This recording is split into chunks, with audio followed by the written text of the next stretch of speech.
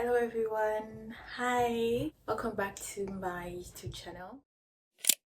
Today's video is different from my other videos because usually if you go through my channel, that's if you're new, but if you're an OD here and you subscribe, you know that I usually do vlogs more.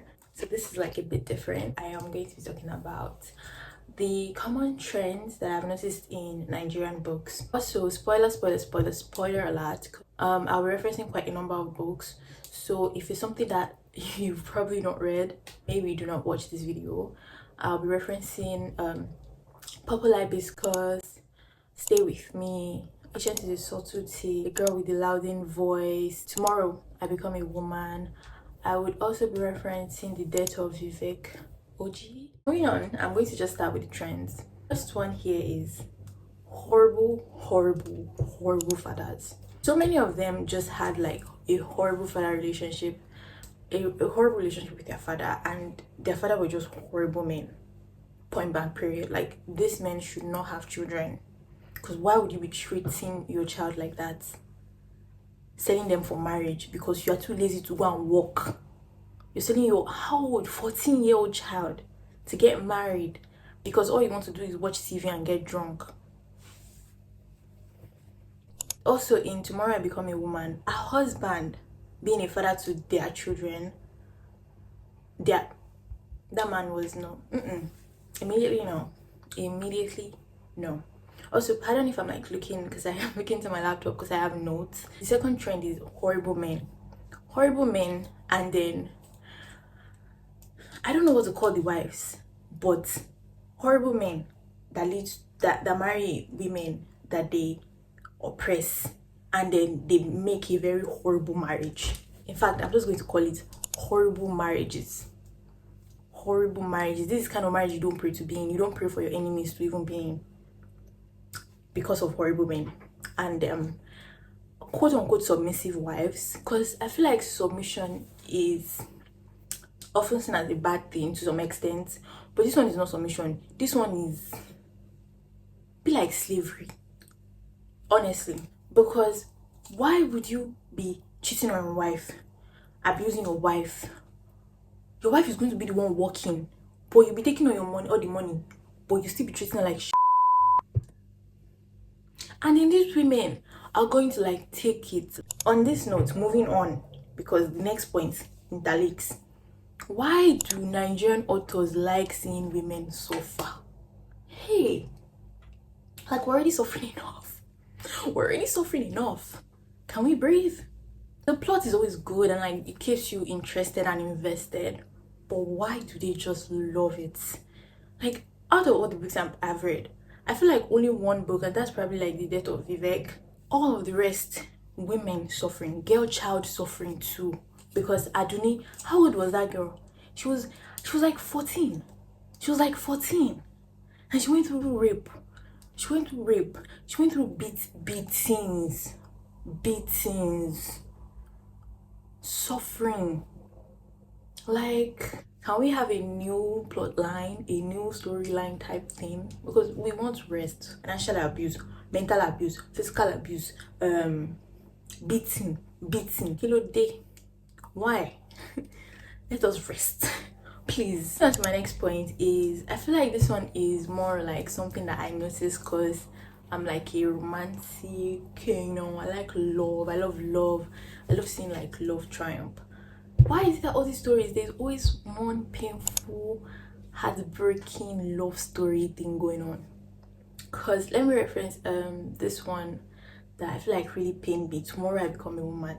I mean, they got their happy ending like later on into the book, like far towards the ending of the book. Like, why did she not just marry this guy from the beginning?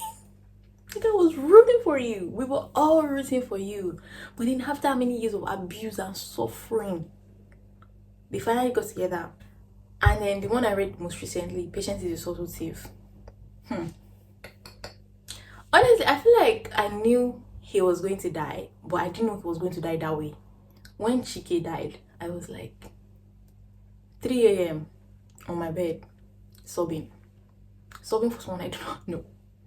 Like I was crying because I thought it was going to die in a different way. Because honestly, the way the book was leading up to, something bad was going to happen anyway. But I didn't know it was going to happen that way. Like, take Kashimawo. Let Kashimawo die. I don't like him.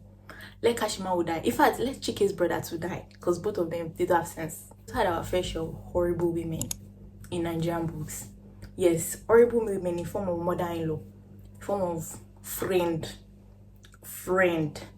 in form of mother's self. Because in Tomorrow I Become a Woman, that a mommy, she's not a mother. Sorry. How can somebody be battering your child? Battering your child. You're still kissing his ass.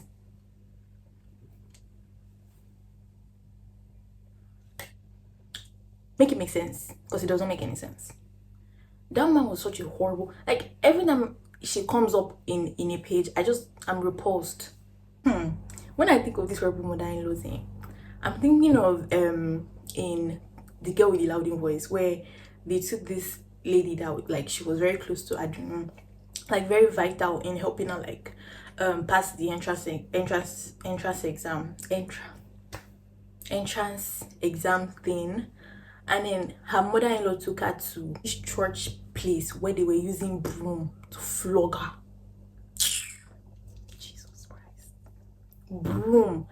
And even though in the description, they didn't make her seem like such a horrible mother-in-law, but she's still a horrible mother-in-law. I don't care. And just know, all these mother-in-laws that have problem, especially if you don't have a child, they refuse to ever think that their son is the problem.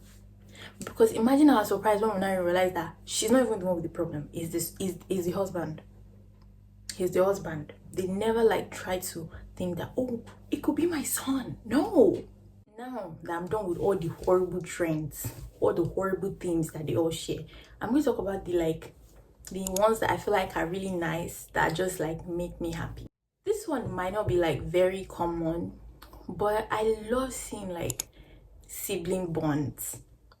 Like it makes me so happy when I see like the love that sibling share. Like now in The Girl with the Loud Voice, when her brother that scene, I was crying. I hope she sees him again though. I really hope she goes back to her village and she sees her brother. Because when he was he saw her in the toilet and he didn't see anything. Nah, it was too cute. It was too beautiful.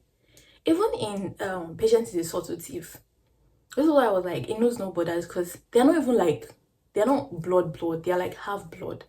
And her sister loves her so much. Like, I just love seeing it. Like, it's just vibes. Lastly, this is one thing that I love to see among all my Nigerian books that I've been reading, is how they talk about like political issues.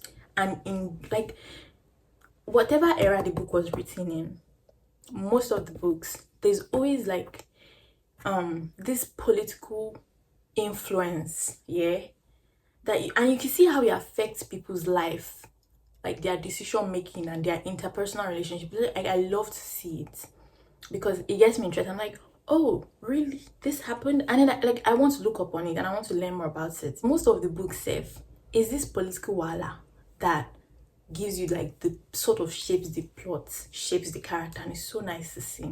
Like basically all of the common trends that I've noticed in Nigerian books. If you've noticed any more, drop down in the comment section below.